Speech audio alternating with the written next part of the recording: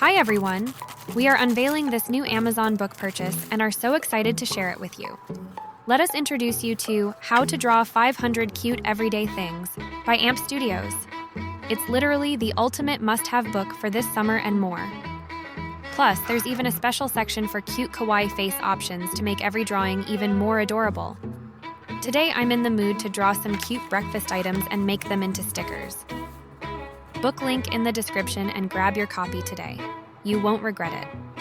And before I forget, don't forget to like and subscribe to see more. Now draw with me and let's create some cute stickers.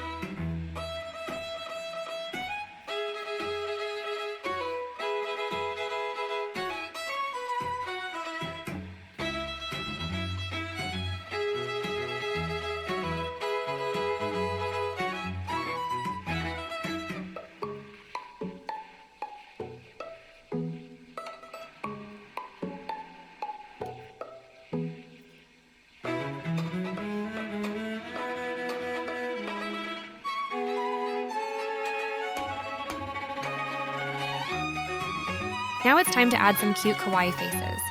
Go to that section of the book and choose any random ones or something you think would fit best with the item. This is so fun because there is no wrong or right.